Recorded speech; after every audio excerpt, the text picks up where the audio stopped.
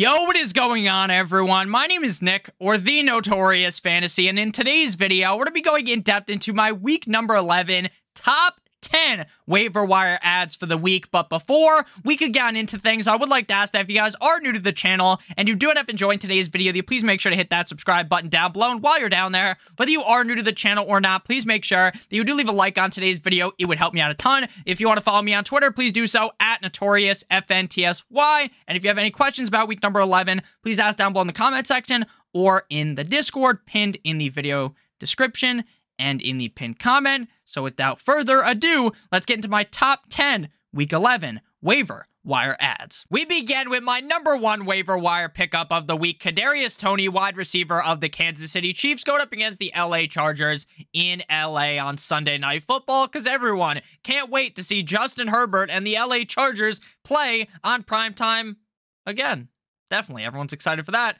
51% owned on Yahoo Fantasy for Kadarius Toney. If you play on ESPN, CBS, NFL, any of those other fantasy football platforms, then there might be a slight difference in ownership percentage for all of these players, but I will note in some cases there might be a drastic difference. Last week, Kadarius Toney was the wide receiver number 11 in half PPR, tied with former teammate Darius Slayton. He is the wide receiver number 81 on the season in half PPR points per game. Week 10 up against the Jaguars in that big game at home in Kansas City. 4 receptions on 5 targets for 57 yards and a touchdown. That touchdown that he scored looked like he was trolling the whole New York Giants organization by hopping into the end zone like he had an injured leg. Very fucking funny, Kadarius Toney. But Juju got hurt in that game. Juju's injury to me, now I'm not a doctor, I'm as much of a doctor as Johnny Sins, but that injury looked serious. That injury looked like I would be shocked if he played on Sunday. And in that case, Kadarius Toney would be the number 1 wide receiver on the team against a bad Chargers defense, which would be fantastic for fantasy football. Now, obviously, Juju will return at some point. Juju will be fine. But I still think even as the number 2 wide receiver, the clear number 2 wide receiver on the Chiefs, there is so much upside for Kadarius Toney with how good Mahomes and this offense is. Now, obviously, the team does have other weapons around Toney. They have guys like McCole Hardman. They have MVS. So I'm not saying that Kadarius Toney is this stone-cold lock to throw into your lineup every single week, but in positive matchups, I am a huge fan of Kadarius Toney. At number 2, we have Christian Watson of the Green Bay Packers going up against the Tennessee Titans, 9% owned on Yahoo Fantasy. Without Romeo Doubs, Watson stepped up in a humongous way up against the Cowboys. Week number 2 in half PPR last week. Now, it is important to note that this video is recorded prior to Monday Night Football tonight, so there's a chance that they fall slightly down the rankings, but at the end of the day, for all intents and purposes, both Toney and Watson had fucking amazing games. Wide receiver 58 in half PPR points per game on the season, tied with Donovan Peoples-Jones.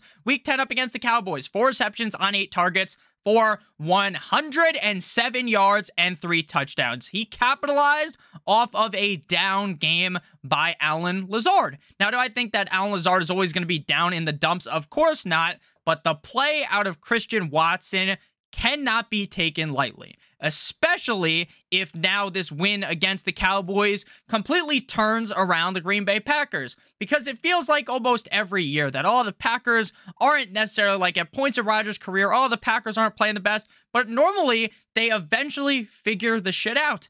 And maybe that was the change that they needed. That win against the Cowboys is going to turn everything around. Now, obviously, the Packers work the best running the football aggressively with Aaron Jones, but now if Christian Watson is the number 1 target on the Packers, you got to pick him up. He's only owned in 9% of leagues. At number 3, we have DPJ, Donovan Peoples-Jones, who we just mentioned, of the Cleveland Browns, going up against the Buffalo Bills in Buffalo. Currently owned in 35% of leagues on Yahoo. The wide receiver 25 in half PPR, wide receiver 58 in half PPR points per game on the season, tied with Christian Watson. Week 10 up against the Miami Dolphins in Miami. 5 receptions on 9 targets for 99 yards. Now, that is 3 games in a row with over 11 half PPR points. He's not a smash play in any given week, right? The Dolphins' defense against the pass is pretty shit. This week, he gets the Bills that are decent against the pass, but again, He's a guy that is reliable. You throw him into your lineup, you're not expecting crazy things to happen. You're not expecting Donovan Peoples-Jones to put your team on his back. But what he's going to do is get 10, 11, 12 points, and you're going to be fine with it because he doesn't sink the ship of your team. And when Deshaun Watson returns, the upside of Donovan Peoples-Jones might be even higher. At number 4, we have Rachaad with 2 A's, White of the Tampa Bay Buccaneers on a bye this week, 45% owned on Yahoo. I've been banging the drum for Rachaad White over the last couple of weeks, and now we are in a spot where he might be the guy going forward. Reports are that Leonard Fournette, Uncle Lenny, will be okay to play following the bye. We shall see about that and how that impacts the touches, because in Week 10 versus the Seattle Seahawks in Germany, this man was the running back 17.5 PPR. In that game, before Leonard Fournette got hurt, it was 14 touches for Fournette, 11 touches for White.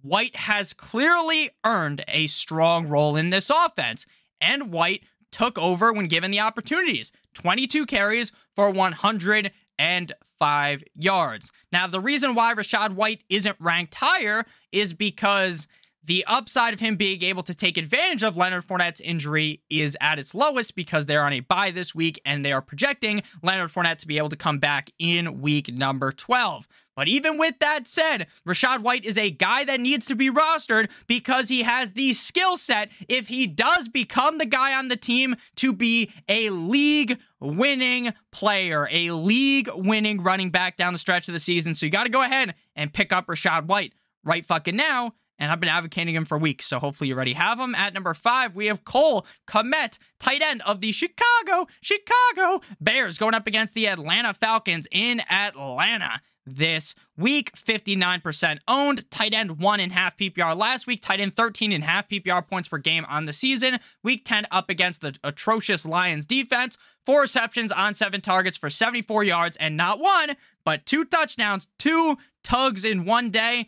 Call him Robert Kraft. He did get hurt in the game, but it appears that it is nothing serious, and I fully expect him to be G2G or GTG, good to go, up against the Falcons in this game. He has had 3 games straight with at least 1 touchdown, 2 games in a row with 2 fucking touchdowns, leading to back-to-back games with 19 or more half PPR points. And again, the Atlanta Falcons defense is soft as baby shit. The Atlanta Falcons defense is going to get steamrolled by Justin Fields and this Chicago Bears offense. I think Justin Fields might be my number 1 ranked quarterback going into this week. His connection with Kmet recently has been amazing. This Bears team has really turned things around compared to the start of the season. At number 6, we have Bus Edwards of the Baltimore Ravens going up against the Carolina Panthers, currently owned in 49% of leagues on Yahoo Fantasy. But before we pivot on into the rest of my waiver wire ads, I would like to give you guys a quick word for our friends and our sponsor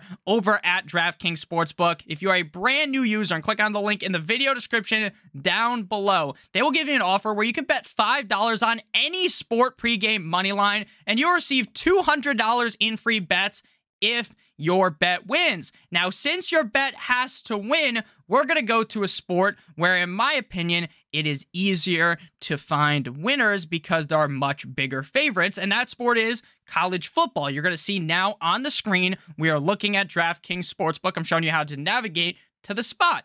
My first favorite bet of this week is going to be Ohio State moneyline minus 6,000 at Maryland. And my second favorite bet for this week in college football, so you guys can go ahead and bet $5 on it and get your $200 in free bets, is going to be Florida State versus Louisiana Lafayette minus 2,400. So bet either of those $5 and receive $200 in free bets if those bets win. Make sure you check it out. Link in the video description down below. So back on into Bus Edwards, currently the RB21 on the season in half PPR points per game. We will, in my opinion, be seeing both Kenyon Drake and Gus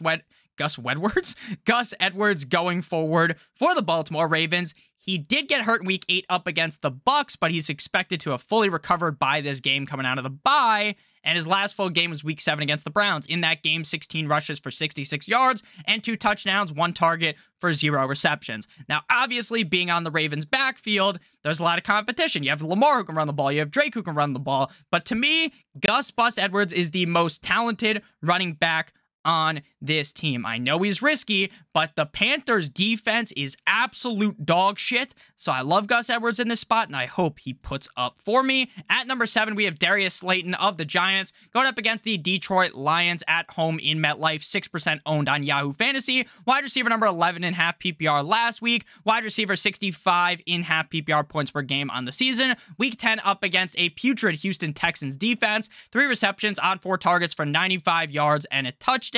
The Lions defense is one of, if not the worst defense in the National Football League, and they just came off of a big game up against another one of the worst defense in the league, the Houston Texans. Now, obviously, Daniel Jones isn't fucking Patrick Mahomes, but the Lions defense could make Daniel Jones look like Patrick Mahomes. Darius Slayton is probably, in my opinion, the number 1 guy there. They also have Wan'Dale Robinson.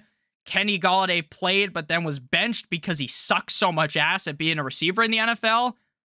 So, again, Slayton's not a must-start guy, but he is a guy that I would pick up, especially if he can continue to keep this momentum and keep rolling as the number 1 receiver on the team. At number 8, before we have to flip a new slide to number 9 and 10, we have OBJ, Odell Beckham Jr., wide receiver of free agency. He's not on a team yet, 47% owned. Reports are that Odell will be signed by the end of November. Today, as you are watching this, if you're watching at the day release, it's Monday, November 14th.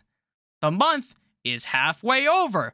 Pretty soon, Odell will be back, and Odell might be a fantasy football playoff league winner, and he might join a team that wins the fucking Super Bowl. I'm not saying that's a lot to happen, but there are a lot of reports that Odell wants to sign with a contender. He wants to sign with a contender, so maybe he's not going to go back to the Rams. Who knows? We shall see, but I talked about him last week, and if you didn't add him last week, make sure you add him right now, because soon enough, he's going to be owned in like 90% of leagues. We now move to player number 9, Danny Dimes, Danny Fumbles, Danny Stumbles, Danny Jones, quarterback of the New York Football Giants, going up against the Detroit Lions at home in MetLife, 64% owned. Quarterback number 12 last week, quarterback 12 on the season as well in terms of points per game. Week 10 against the Texans, I love Danny Dimes because of his rushing upside, but he only rushed for 24 yards on 5 attempts. He carved them up like they were the Thanksgiving turkey with his arm. 13 completions on 17 attempts for 197 yards and 2 touchdowns. I talked about it with Slayton. Daniel Jones isn't Patrick Mahomes, but you don't have to be as good as Patrick Mahomes to beat the ever-living shit out of the Detroit Lions defense. So I love Danny Dimes in this spot, and I'll have him ranked inside my top 12 quarterbacks on the week. Final player to discuss here, Isiah Pacheco of the Kansas City Chiefs going up against the LA Chargers in prime time. Again, everyone's so riveted to see that one. 24% owned, RB 32.5 PPR on the week against the Jaguars. 16 carries for 82 yards and a fumble. Pacheco played on 57% of the snaps. CEH, Clyde Edwards-Helaire, played on 4 snaps. 4 snaps in the game. McKinnon is still the pass-catching back, 6 receptions on 8 targets. This running back room is incredibly confusing. But at the end of the day, I still believe that you need to roster Isiah Pacheco, especially since it's handcuff season. The playoffs, we're knocking on the door of the fantasy playoffs. You need to have your handcuffs. But at this point, is Pacheco even a handcuff? Who knows? Thank you guys all so much for watching today's video. If you have any questions about these players, leave them down below in the comment section. I'd love to talk to you guys down there. Make sure to check out our sponsor of today's video, DraftKings Sportsbook. Bet $5 on any pre-sport, pre-game money line. Get $200 in free bets if your bet wins. Again, my suggestion is going to be for this week, Ohio State versus Maryland money line, or Florida State versus Louisiana Lafayette. So thank you guys for watching. I love you guys all so much. Hope you have a great rest of your guys' day. Hit that subscribe button down below if you enjoyed. Hit that like button as well. And as always, goodbye!